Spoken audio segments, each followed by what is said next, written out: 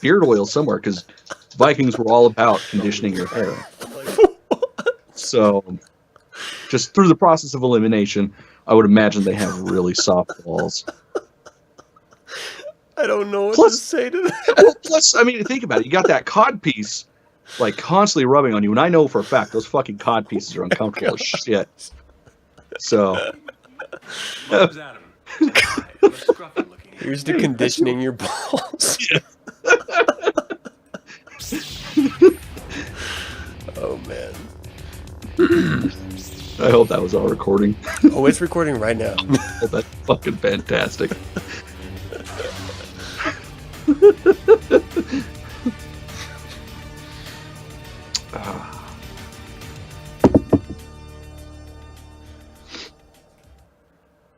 Smooth balls, everybody. I mean, welcome. Sorry. Yeah, I just barely started this, so I'm not even buzzed yet. So, oh man, you guys are in for a fucking ride tonight. Anyways, welcome to another episode of the Infernal Brotherhood of the Scruffy Looking Nerf Herders. This is, in fact, a live YouTube vidcast by Star Wars fans for Star Wars fans. And this week, in case you couldn't tell by our pre-show discussion about properly moisturized balls, we're going to be discussing the fucking Mandalorians. I think the Clone Wars glossed over that. They did. They did. And that's like, I mean, of course, now Legends. It's not real anymore, but right. Fuck, I bet they had really, really smooth moisturized balls. So weird. And this is what happens when Cameron and I start this show a little early on Skype. We get on a little too early. We start talking about the show notes and what we want to cover, what excites us, and then we just end up on moisturized testicles. That's usually what happens. It's bad because I used to have a lot of issues with connectivity. Although, last episode. Yeah. So we have to get on super early so we can test everything. Times. Now it's just like, let's just talk for 10 minutes about the entire show and discuss all these awesome points that we're going to forget to touch on during the show proper. Completely. We're going to do our best, though, because we love Star Wars. We love talking about Mandalore in this case for this episode, and we've got a lot to cover. So we're going to be starting with Legends because, to be fair, the majority of Mandalorian knowledge is Legends. Yeah. And then we have a bit of teased and some really exciting stuff with Clone Wars and Rebels to cover as well. So I need to lean on you, Cameron, for the Legends stuff. Yes. Do you want to? I need to get to my phone because I can't pull up the show notes on my computer. I mean, I can just read your notes, but yeah, it's not the same. All right. So, I guess we'll start from the very beginning. Yeah. The Mandalorians were originally a species in the core galaxy. And again, this is all Legends. They were the Tong. I believe I said that right. Basically, they were a weird reptilian humanoid species, which they actually originated on Coruscant, like the core of the universe. Wild. So, I mean, this is very, very early on. They lived among, I believe it was 13 other tribes of humans, not just humanoids. Then, basically they started trying to expand and all that stuff. They, were constantly fighting with the humans because the humans were like, oh, you guys are fucking weird. You're aliens, but you're on our planet, so you need to get the hell out. Which after, centuries of battling and pretty much a near extinction on the planet of Coruscant, that's when they left, went to the Outer Rim onto the planet of Mandalore, and that's essentially where the whole idea of Mandalore or Bandua came from. That's the Cliff Note version of that. Oh, yeah, that's interesting. Yeah, and that's actually something I didn't know about until I was researching this show. Because I mean, of course, that's how it is with a lot of the Legends species, even the Sith. The Sith weren't a religion; they were literally a species. Yeah. And same things. Humans were like, "Oh, that's cool, fucking name. They're cool guys. Fuck it, let's just be them." This is what I love about the Legends stuff is that it wasn't so simple as to say, well, the Sith they derived from a planet, or the Mandalorians, they were from Mandalore, from the very beginning. They were a species that just came out of the grass, and this is how this is something that they were. It was almost like a prison planet, the way that I'm thinking of it. They were found themselves exiled to this planet, and they were forced to vie for power, and that's how you become a tribal society. You become clannish, and that could literally be the generation of what we know of as Mandalorians today. Oh yeah, well, essentially that exile to the planet of Mandalore, that's what, again, in Legends developed the whole idea of the clan is all type of mentality. Mm-hmm. And then, throughout their conquests of getting neighboring planets and pulling in other species. Because at one point, sorry, let me pull it up right here. I'm so sorry, guys. Usually I have this on the computer. That's horrible. I'm just ignoring you guys. That's what it is. He can't make eye contact. I can't do it. It was the second big Mandalorian. Because, of course, like every Mandalorian leader, the second they become the Mandalore, that's their name. Like they become Mandalore the First, or Mandalore the one that I'm talking about. It's like a pope or something. Pretty much, they do take on a specific name. So Mandalore the Indomitable, that's actually the first Mandalore that opened up the tribe to just anybody that wanted to be a part of it. Because that was the biggest thing after all their battles. I mean, they're a warrior species. Like that's what they live for. It's clan, war, planet, in that order, pretty much. So I mean, they're constantly getting wiped out because they fuck up a bunch of shit, but then one or two dies, and that's a big deal. That's it was the second main Mandalore that actually started inviting other species. Just whoever wanted to be it was it. So it was very much like a cultural title rather than an ethnic title in any way. Oh yeah. Well, that's like I was saying earlier with the whole smooth balls thing. It's like they were essentially the Vikings of the Star Wars universe, and that's how Uncle George always wanted them to be throughout Legends and stuff. And I guess you still kind of get that even with Rebels, sort of with Clone Wars. But that's it stresses clan, but almost in the way that we think of like Irish and Scottish clans, where it's family, but the reality is clans extended way beyond blood relatives back in Scottish and Irish descent. So even that, in the context of like a Mandalorian culture, is you can very much be part of Clan Ren, for example, and not be related in any way to Clan Ren. Well, and it's crazy too, like with essentially the family is almost like their religion. But yet the idea of making family connections is so just nonchalant. Like Mandalorian weddings, it's you literally say a phrase. I had it pulled up and then I lost it, so I can't actually say it. And yeah, there's an actual Mandalorian language, written language, spoken language. People don't know. Yay, Karen Travis, she's awesome. But yeah, it's nonchalant. It's like basically like, I like you. We should be together. Okay, cool. And then adoption of children, because of course they're a warrior caste, so there's always orphans, and it's like, you're not a dick. You want to come home, and that's the family. So it's. I wasn't showing any images. Not showing any images of being a dickhead kid. It's just crazy, like how family oriented they are for being such Billy badasses that just want to fuck shit up.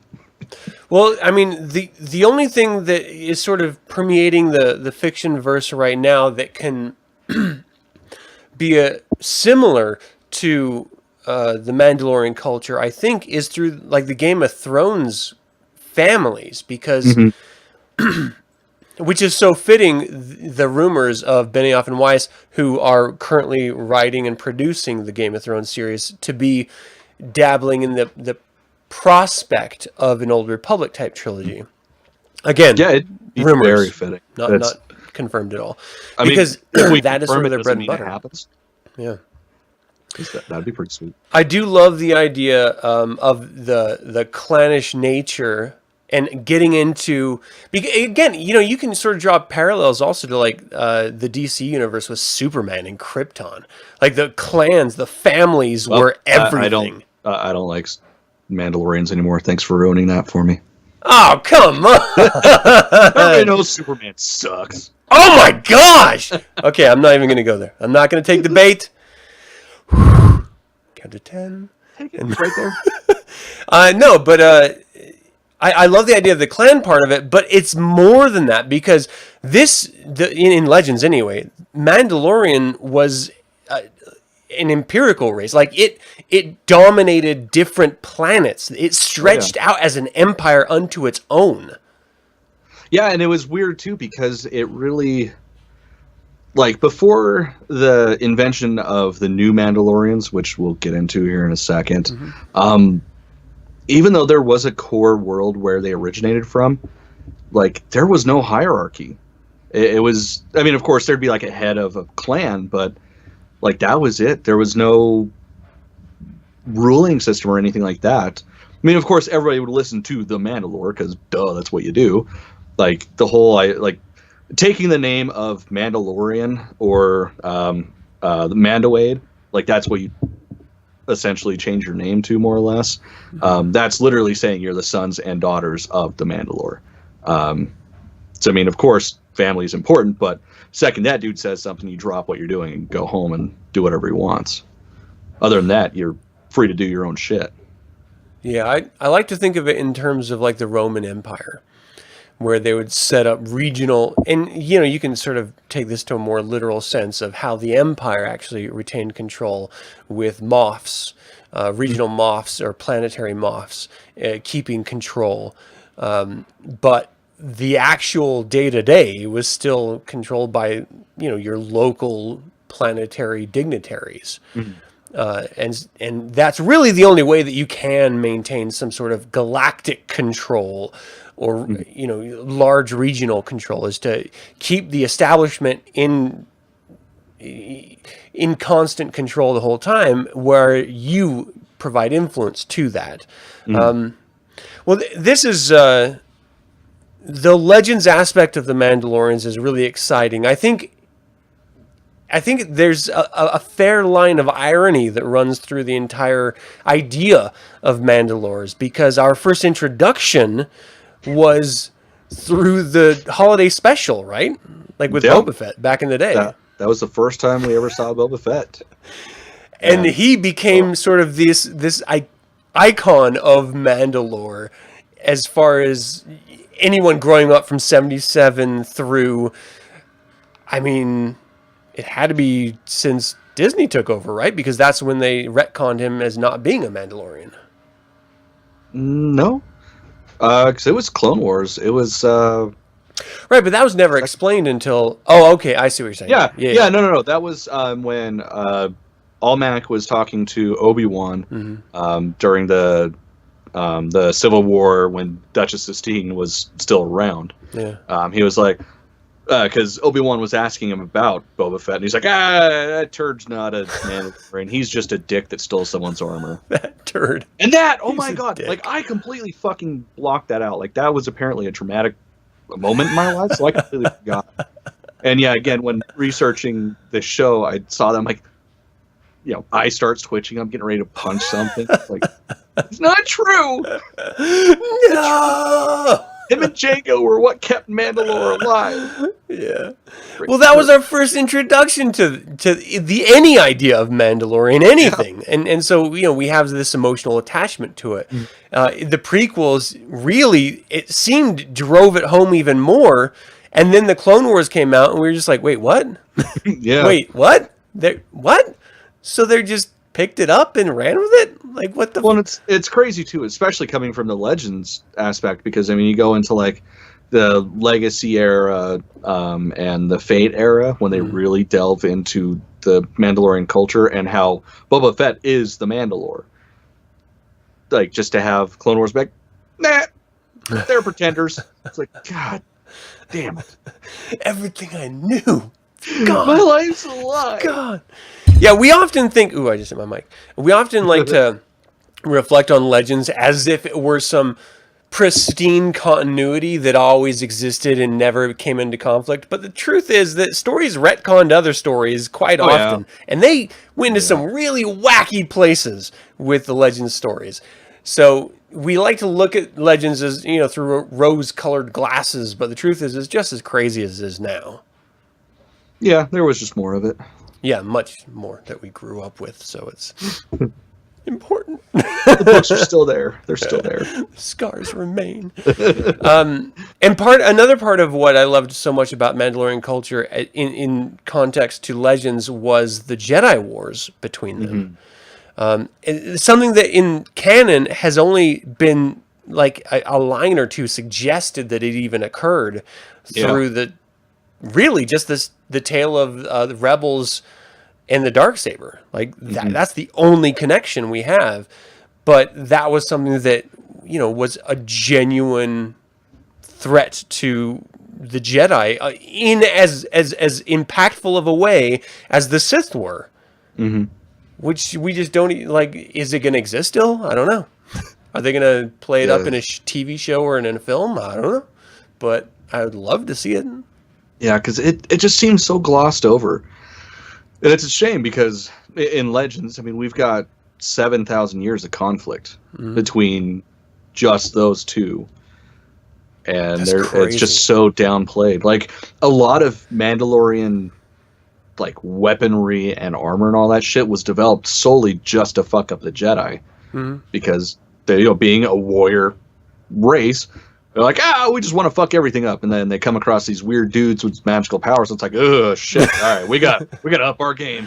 Yeah, let's explore this whole jetpack thing that we laughed out of the country a few years ago. It is very interesting because they were forced, and this is why it's so fantastic, in my opinion. You brought up the Viking connection early in the episode. The Viking brutality was necessary in order to contend with the technology of armor, in Western civilization. So in order to conquer them, they had to do it with numbers and ferocity rather than going toe-to-toe in a traditional combative way. The Mandalorians were forced to develop technology in order to deal, as you were saying, with the Jedi, this magical species that tapped into this unknown whatever. Like, they had to come up with missiles and lassos and jetpacks and flamethrowers in order to even come to terms. And they did it. And they did it successfully for years, at least fending them off. So much so that years, thousands of years later, Boba Fett would still be employing the same technology via other bounties, knowing that he could, in fact, if he needed to, stand toes with a fledgling Jedi. Oh, yeah. Yeah. What do you think about... I've never thought about this, so tell me your impression here. We know, and Boba Fett probably doesn't know, that he's not Mandalorian. I would love to explore a story of that. He might hear you. You should. What if there's a story that explains, because he started in Clone Wars, he was shown as being a fledgling bounty hunter. He saw Jedi murder his father. He saw what the Jedi actually were. He knew the technology, and he has the dormant knowledge through, I'm sure, his father's notes and training as Jango Fett.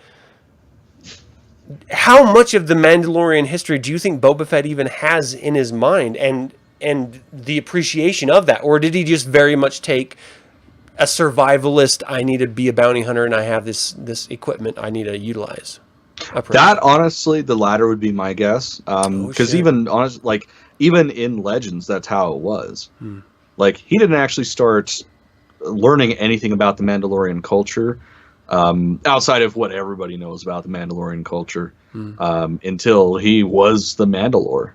And it's just, so I would imagine it's probably pretty damn close to the same with the canon.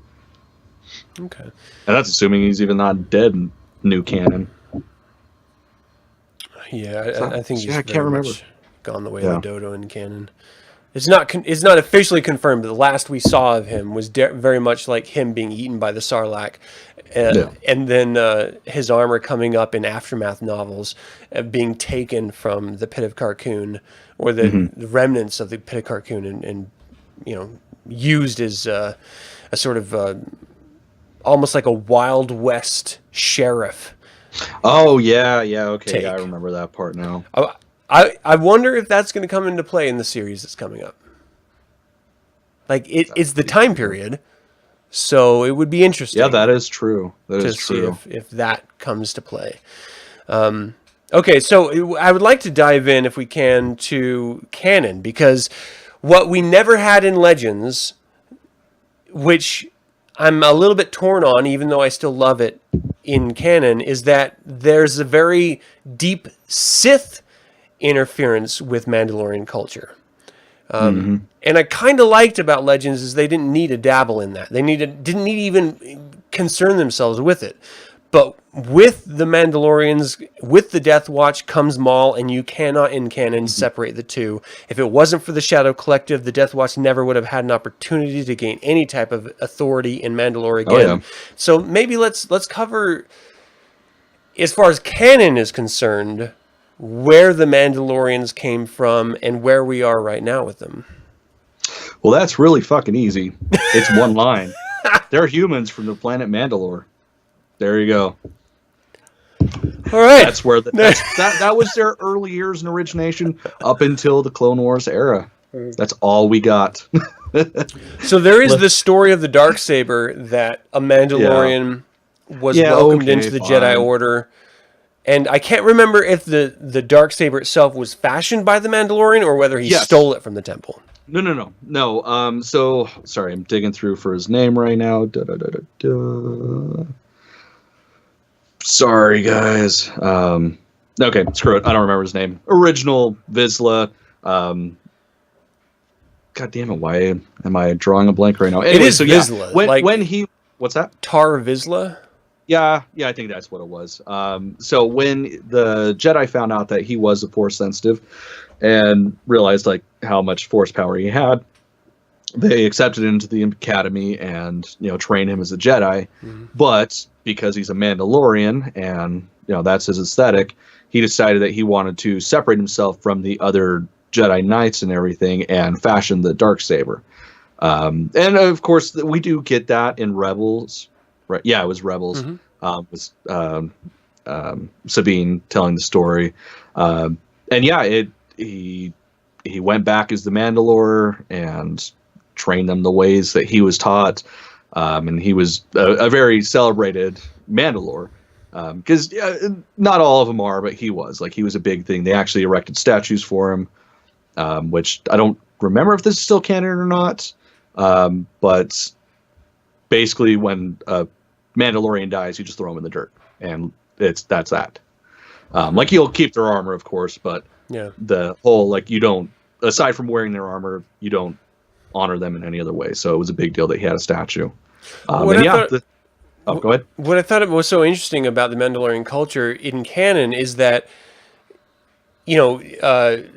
separatist era. So we're talking about the prequels, Episode 1 era, when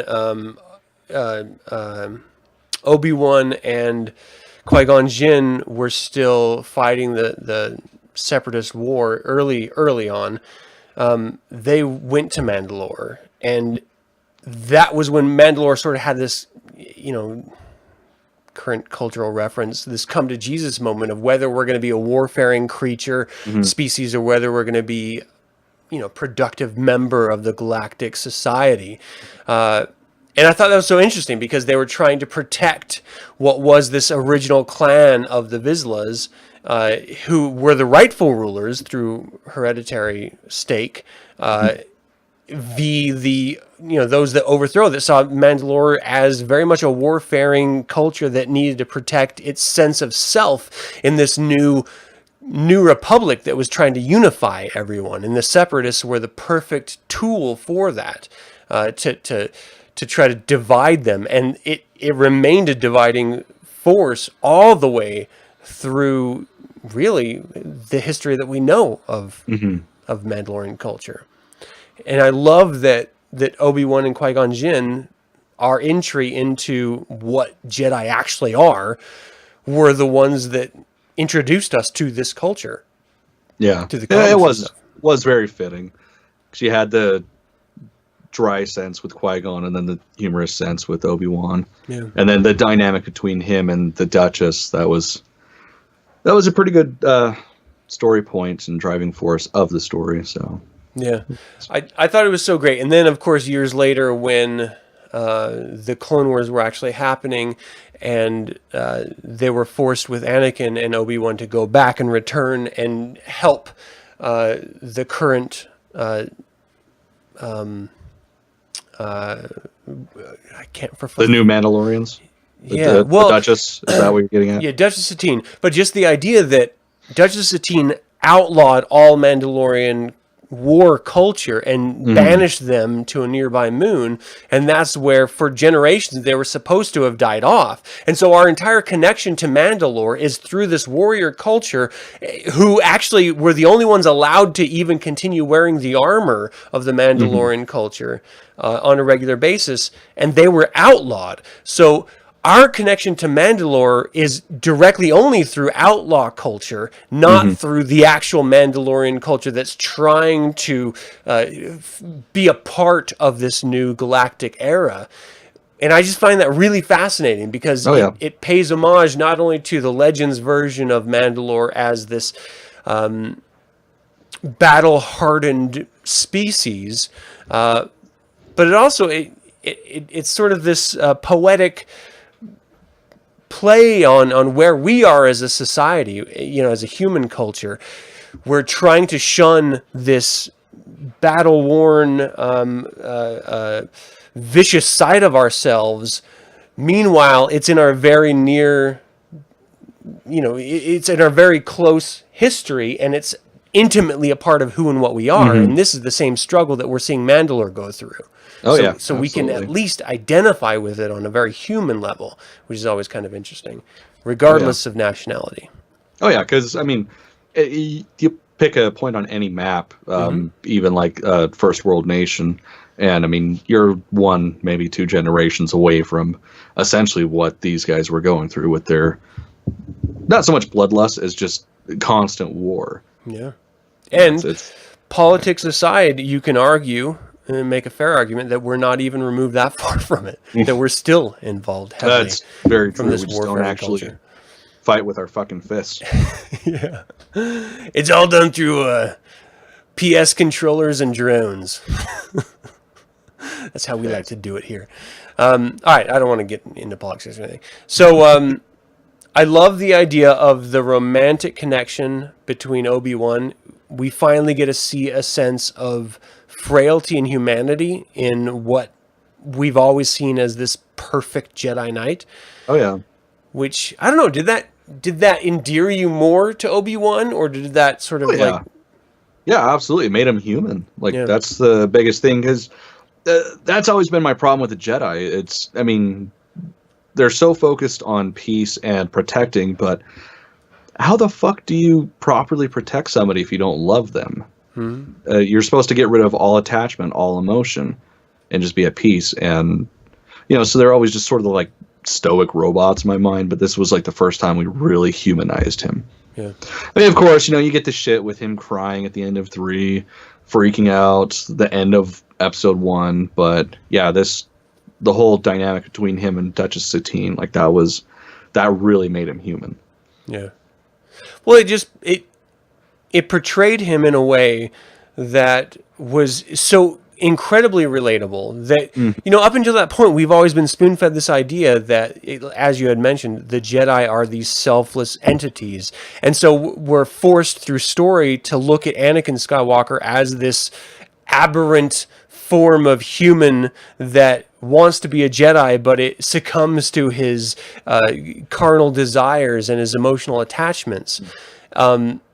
and we look at him as like this monstrosity, almost like, ooh, he's the chosen one, but he sucks because he actually loves and he has feeling. That freaking turd. Yeah, and then suddenly we're like forced to understand that no, every single one of these Jedi struggle with the exact same thing. And that doesn't make Anakin's story less impactful, but it does make it more relatable and regular. And it forces you to sort of examine that frustration and even the questioning that people like Mace Windu and Yoda had. Well, maybe we read the prophecy incorrectly, or can we really be sure that he's the chosen one? Because he's not that different from us. We're all struggling with this way of life. We're all succumbing to our passions because we're we're not all human, but we're all human-like species that feel and love and care. Yeah. I don't know. I love that part of it because it doesn't. What it does is it takes the story of Anakin Skywalker and Darth Vader outside of the realm of supernatural and places it squarely in the human realm of understanding. And this is, we may have gone off the rail here because we started with Mandalorians and we're now talking about Darth Vader. No, this is a pretty big part of it, though. Yeah. Well, and that's what I want to say is that you cannot separate the two. Not only in Legends was there an intimate connection between Mandalorian culture and Jedi, but in canon, there's literally an intimate connection with the new Mandalorians and the old Mandalorians and the Jedi Order. And there's this rumored Jedi war with the first Mandalore with the Darksaber, Tar Vizsla, who ruled all of Mandalore for generations as a warlike nation after he had left the Jedi Order. And so that's why it's so interesting to me that there's this intimate connection between the two. And, playing with what ifs, if Jedi took the role of the Mandalorians instead of the role of the selfless Jedi, I mean, would that be the Sith in that case? I mean, what separates Tar Vizsla as a Mandalorian Jedi and the Sith? Like, what's the difference there? Well, that's still a pretty big difference, because at its core, like, they're still doing it essentially out of love and for their family and for their clan and so forth and so on. Like, even if they, the Jedi were the Mandalorians, they're still in their head doing it for the betterment of their kind. Whereas the Sith, I mean, it can be argued that the Sith Empire was that way, but it was constant backstabbing. Like, everybody was for themselves, trying to get as much power as possible, and that was, like, overtly out there. Like, especially if you've played any of the Old Republic games, like, it really fucking shows just the level of, backstabbery there is. So I think there would still be that distinction, even if they were, less pansy-ish. So do you think the Mandalorian culture could be seen as the true Sith culture as a successful structure itself? Because the Sith started out that way, and they realized that evil just consumes itself, and it can't, for any significant length of time, focus on this mandate of the rulership. Like, you always have to sort of consume and become, the most important person within that structure. Whereas Mandalore, they very much focus on the collective idea of the Mandalorian nation, the Mandalorian collective as being the most important entity rather than the self. And so it's like this amalgamation between Jedi and Sith. That is where you find the success of the Mandalorian culture. Yeah, definitely. They are very much the middle ground. Like, I think that's weird. I never thought of that as Legend growing up. I've always seen them as the middle ground. Wow. They're like straight up the middle child. Yeah, because like growing up, playing the role-playing games, then when the video games came out, playing all of the video games that I could get my hands on, you always played with this idea of Sith and Jedi, and they rarely ever brought in Mandalorian anything until Knights of the Old Republic. And then you got this sense of them, but I feel like it still didn't play them up as the justified middle ground. Like they went to war with the Jedi for thousands of years or hundreds of years, but ultimately the Jedi won. So well, even in the games, I mean, I could very well be wrong. So if I'm wrong, somebody correct me. But even in the game, they mentioned that it was just basically just because that they fought. I mean, at that era, like they were already to the point where they were bounty hunters, so they would side with whoever the hell was paying them, because that was actually part of their core beliefs was, aside from war, of battling as much as you can, regardless of why. Wild stuff. That's pretty cool, though, because it does shine a new light. Do you think that any of the, and I don't want to get too far into the weeds with this yet, but do you think that the new Mandalorian show is going to touch on any of that at all, or are they going to keep it very vanilla Mandalorian reference? Fuck, I think that's probably where it's going to go, but I really hope they do start to give us a little bit of backstory, because I mean, who's to say he doesn't like bump into people every few episodes, like, hey, you're a fucking Mandalorian, let's chat, let's reminisce about the old days. Or the impression that you're not a real Mandalorian, you don't deserve to wear that armor, and that's where you have some conflict. Yeah. And then you have to prove it, and you have to explain, why did he not think that he was a Mandalore? Why does he feel this sense of pride in wearing it? Why doesn't he just forsake it? Where does that come from? There's so much that could be explored in this. It's such an exciting thought. If it were a movie, I would say that they would never even explore any of it, because they don't. In the context of a movie, they've never really explained anything Mandalore, other than alluding to Jango and Boba being Mandalorians, even though they actually aren't. And so when you talk about a TV series, well, now we have 10 hours of a season where we can dive into some mystery that those of us who are fans and have been watching the Clone Wars and Star Wars Rebels know a significant amount of history, at least recent history already. So I want them to. I desperately want them to.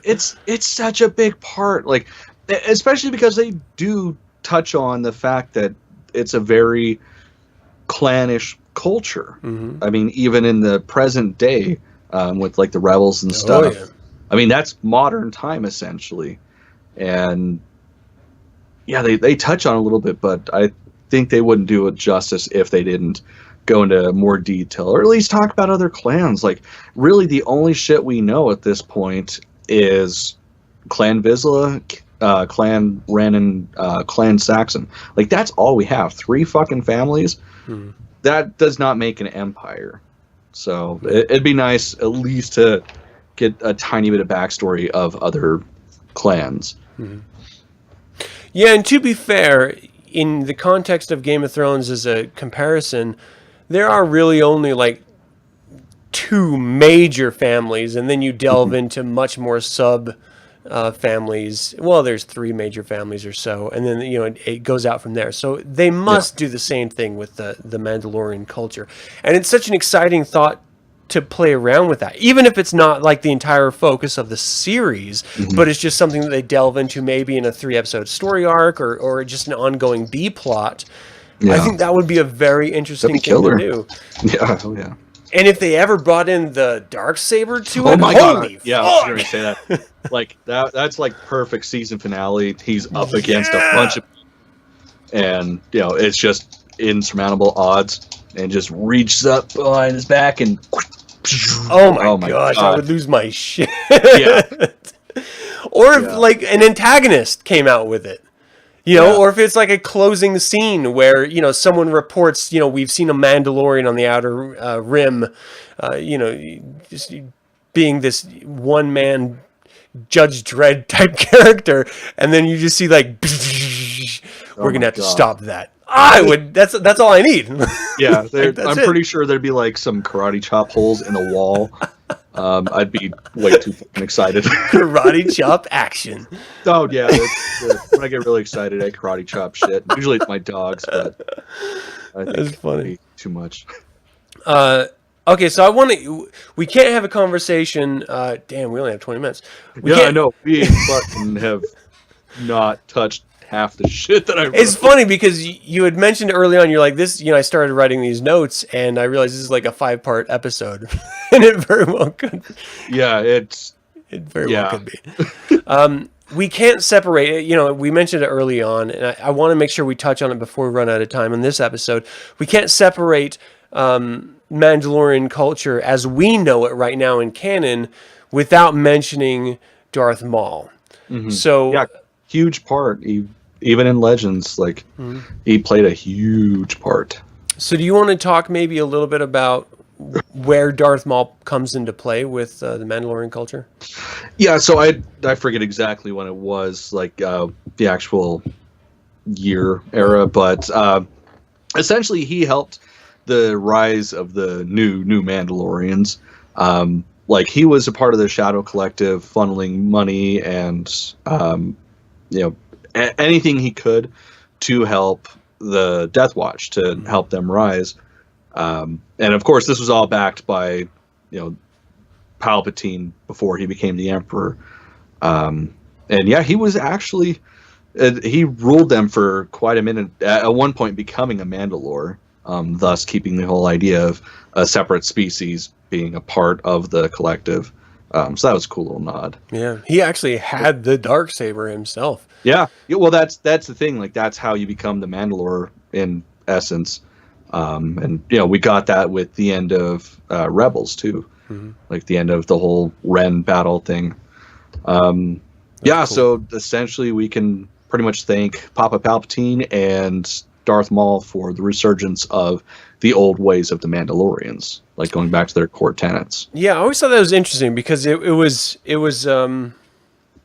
Darth Maul and his brother who really formed this Shadow Collective in order to get revenge upon the Jedi and Obi-Wan Kenobi specifically, and it led them to the Black Watch, which was the ostracized sort of war culture of Mandalores who were, forsaken to the moon there, which for the life of me I can't remember the name of. Yeah, it's one that I wrote down and I've got too many damn notes. But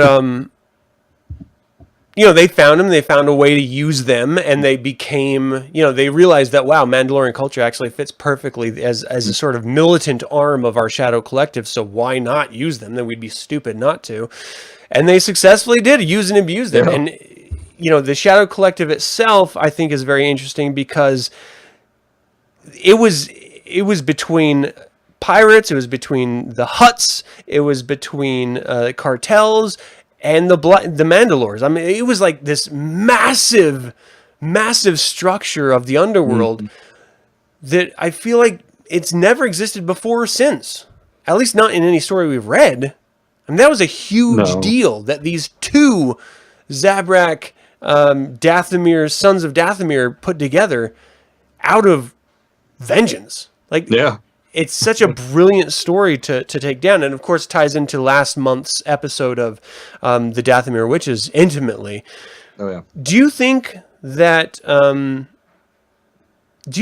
new canon is taking too safe of an approach by tying together all of these different powerful factions in the galaxy, or do you think it just makes sense that these powerful factions would connect?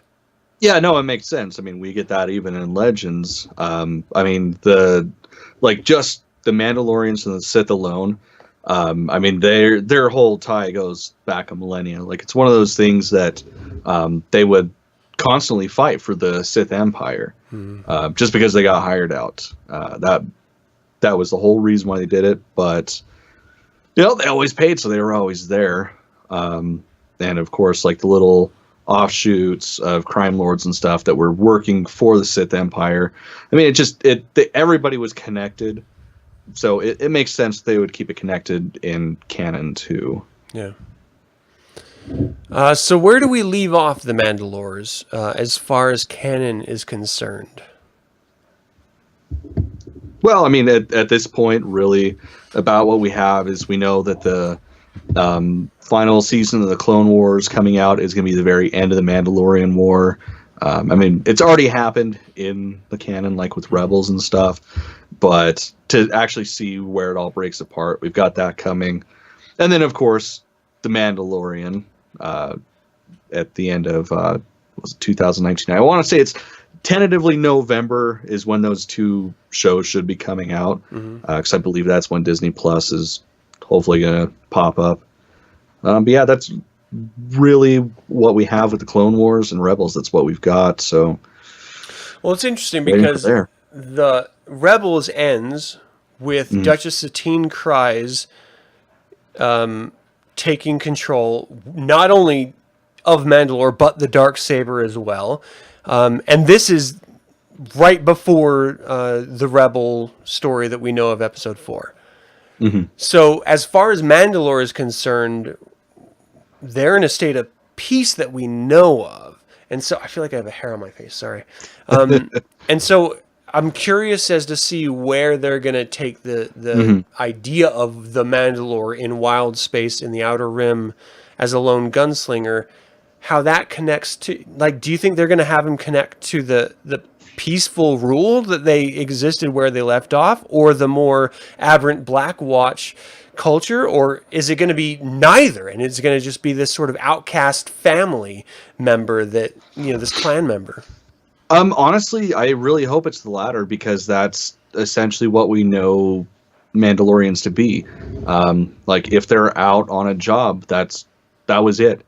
They focused on their goals and nothing else. And it wasn't until they were actually home with their clans, with their families, that became the everything again.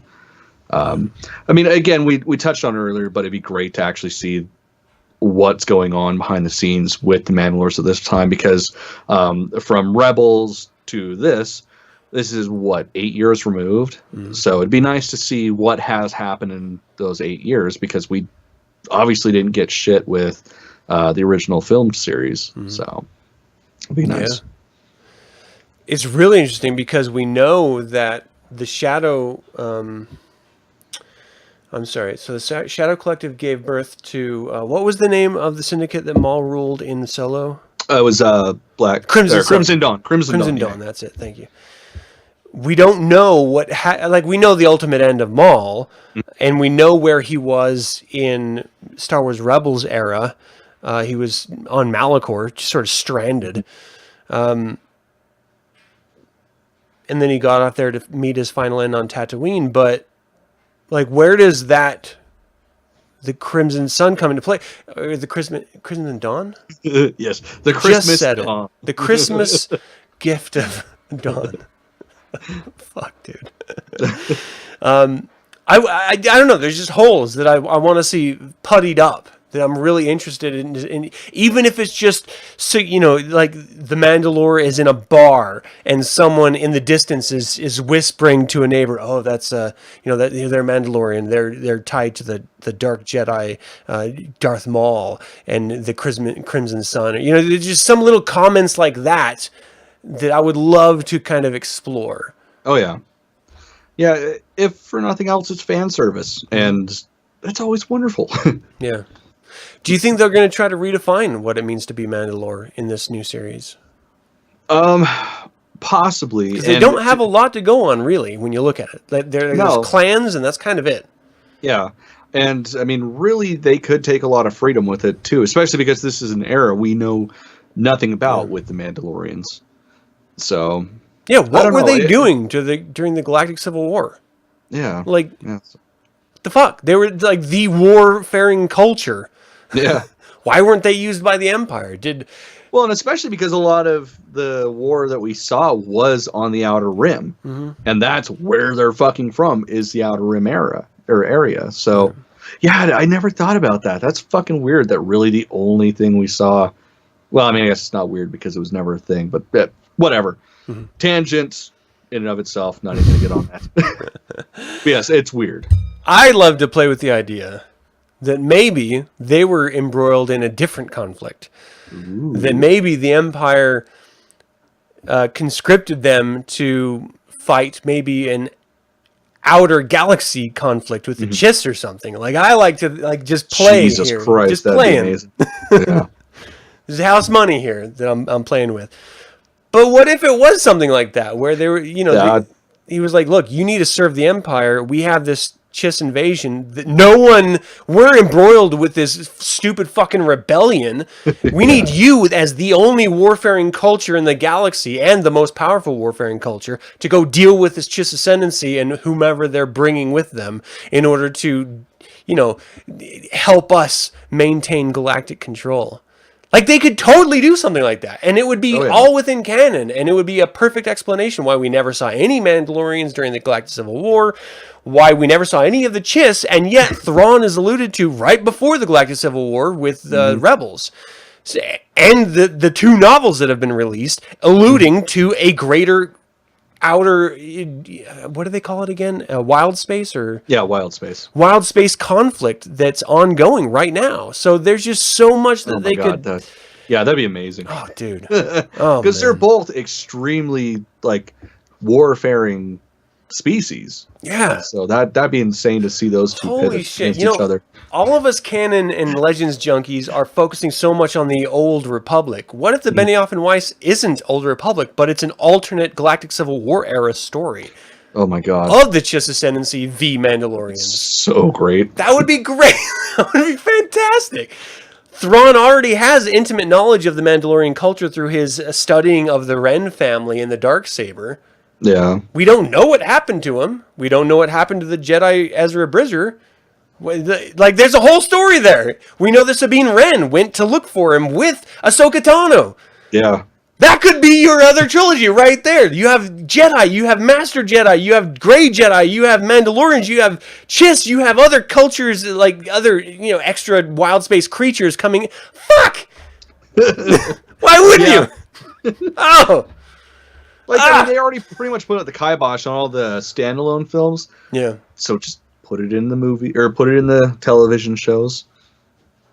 I gotta be honest, the more we hear about the streaming service series, the less I want to see films. Like, you can tell such a better story.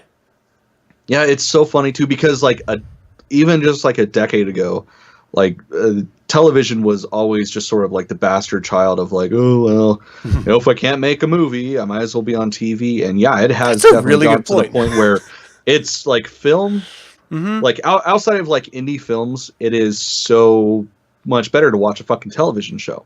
Yeah, and like there's so much more freedom, and you get away with like just some fucked up shit.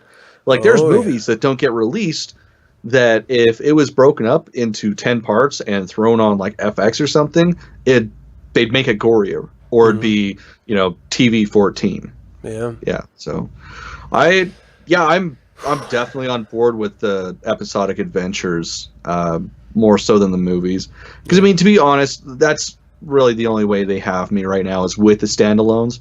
And with them not doing any more standalones, I just kind of don't give a fuck. I mean, I'm still going to see every single thing they put out because I'm a fucking junkie. But yeah, the television series, that's really, really where I'm like fucking biting my fingernails for. Well, they had the hugest draw as kids because we saw Star Wars. Maybe you saw Empire Strikes Back in the theater. You probably saw Jedi in the theater. But either way, you knew the story of Luke Skywalker redeeming Darth Vader. And then with the prequels, years go by. They start teasing, no, we're going to explain where Darth Vader came from. And we're like, oh, shit! I want to see that so bad! Yeah. And now with the sequels, you're just like, I mean, what happened to Luke? What happened to Han? Yeah, like there's nothing. No one's biting their nails trying to find out. And then what's to come after that? Who gives a fuck? Like, I'm not excited at all. Like, I don't even care. Like, whatever stories they're telling. Yeah. But when you start talking about TV series where they can actually dive into stories that maybe are reimaginings of Legends or taking it in new, exciting, different directions in Legends, that's where I want to know. Because what I love so much about those gaps between the films is that we had episodic comics, we had episodic novels to explain what this entire galaxy was like, what the different cultures were like, and that filled in those exciting gaps. You can't do that with the movies. The movies were exciting because it was about our favorite heroes. That's gone the way of the dodo. I don't care about the movies anymore. I want those episodic stories that I had as a kid with the comics and novels, and this is the perfect way of doing that. Oh, yeah. Well, and even with the magazines, like, that's the biggest trip that I completely forgot about until doing this episode. Like, Star Wars Insider was a huge fucking deal, especially with the Mandalorians, like, you know, tying it back to what we're talking about. I mean, so much of the culture that was considered canon, even post-Legends, the fucking language in and of itself was developed during the Star Wars Insider era. Like, the most knowledge we got from them knowledge about them was from a fucking periodical. A magazine. Yeah. For those of you who don't know what a magazine is, it's like a newspaper, but printed less often. Yes, much less often. Fuck. God, we're old. Do magazines even exist anymore? I don't even know. Yeah, dude. I subscribed to Fangoria. Oh, that came back? Yeah. Didn't that go away for a while? Yeah, it did. I'm totally right there. Yeah. First I just saw that last night. Yeah, that's... Oh, man. Yeah, Fangoria is back, and it's fucking sweet. That's awesome. So it has nothing to do with Star Wars. No. Okay, so as far as like Mandalorian culture wrapping up, what are some of your favorite beats about maybe who they are, what's coming in the future, you know, what you love most about who they are? It's just honestly the closeness of family, to the point where they literally wear their dead family's clothes to protect them. Like, as Sabine put it much more eloquently than me, and of course I'm paraphrasing, like, the Beskar that she wears, it's 500 years old. It's not just armor that she's wearing, it's the battles, it's the history, it's the culture, it's her family that's on her. Regardless of how much she changes it and paints it, that's still her family. It just, at their core, that's like the biggest thing. And then one thing that I always... and this is, of course, Legends, as far as I know. Fingers crossed they say something in The Mandalorian, but like, it was an ultimate sign of respect to wear each other's armor, like living people. Yeah, that's something I always dug. All in all, they're just fucking awesome. Okay, so this is going to open up a whole nother bag of shit. Ooh, and I never thought about it until you just mentioned that. Even though we talked about that one reference right before the show. Part of what I loved so much when I watched Episode 4, A New Hope, was that everything was old. Everything had a history to it. There was a connection to this was your father's lightsaber. He was my best friend and the greatest pilot the galaxy had ever known. We fought side by side in the Clone Wars until he was destroyed by the villain Darth Vader. The first artifact we're ever... Like, first of all, the world is very lived in. And you can argue that that's Tatooine, or you can just argue that that's the Star Wars universe. Everything was lived in. Everything was dirty and worn down and hand-me-down. The first exciting relic of the Jedi was a passed-down father-son artifact. Everything about every one of those series, all of the technology was old technology. The Rebels had to do with what they could. You know, they had to buy the old shit. The Empire had new stuff, but it was still pretty old as far as we knew in the time. Yeah. Nothing was shining and bright and new. And it wasn't until the prequels that we were introduced to this idea of shiny newness as far as tech was concerned. And you can make an argument that kind of ruined the idea of what, you know, people connected to us so much about this galaxy far, far away. But there was a heritage, a history to everything that the sequel trilogy just doesn't seem to have. There is no... This came from this person who did this. You know, this entire culture that we're speaking to today, Mandalorians, they wore their generational armor like samurai. This was my father's sword, you know, who was gifted it by the Emperor in his service. Like, this is the type of heritage that makes a world exciting and livable, and we just don't have that. They're saying, forget the old. We're going to just start everything new. Well, everything about the Star Wars galaxy that we loved was the old. It was the alluded to stories. We fought side by side in the Clone Wars. What the fuck were the Clone Wars? Holy shit! And that was like in the first half hour of the film. Yeah. Like, everything that was great about Star Wars was the unknown history of it. And the entire new sequel trilogy seems to ignore all of that.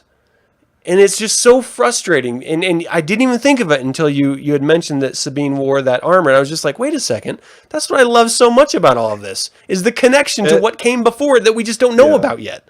Well, that's something that's always made me giggle and sort of didn't make any fucking sense. Like, the further back you go in the series, like, the more shit looks new. Yeah. Like, especially if you go back to, like, the Old Republic era. I mean, you're seeing fucking Jedis just donning full body armor, like some with even like full blown helmets. Yeah, and that just seems like a type of thing you would do currently, because there's new technology, there's new weapons, there's more enemies, and now they're just wearing robes. But 5,000-6,000 years ago, they knew, oh, you know what, things hurt and can kill me. I'm going to protect myself. And I never understood that. Yeah. Oh, man. All right. Well, we're probably going to have to end it there. Another fascinating Star Wars conversation that led completely off topic at times. I think people have been tuning in long enough. They should fucking know that we go off on rants. Yeah. Yeah. Well, and if this is your first time tuning in, thanks. Thanks for tuning in, people. I would absolutely like to thank those of you tuning in live, but also after the fact. Let us know what you love about Star Wars. What is it that draws you in? And specific to this particular episode, what about the Mandalorian culture excites you? And what do you looking forward to in the new TV series that's coming out? Is it what we're sharing, or is it something completely different? Because, again, we're Star Wars geeks. We love talking about this stuff. We would love to hear what you have to say about it. Yeah, hell yeah. You can always leave a comment in the video you're watching below, or if you want to reach out to us directly, you can email us at theinfernalbrotherhood@gmail.com. And, of course, at the very top of the show, you saw me giving that my name is Adam, and I'm a Scruffy Looking Nerf Herder. You can send us your own. You can either email it to info@theinfernalbrotherhood. Wait, no, theinfernalbrotherhood@gmail.com. There you go. Not at. Yeah. theinfernalbrotherhood@gmail.com. Or you can also just leave an audio message if you want on the Google Voice account, 801-899-6168. Google Voice, no one will pick it up. Leave your little comment there, and we'll play it on the air on the next live main episode. So, I don't know. Is there anything else you want to cover before you sign off? I think that's it. All right. Well, everyone, until we can speak of Star Wars, Mandalorians, Darth Maul, and Darth Vader again, may the Force be with you. Oh yeah, Vod.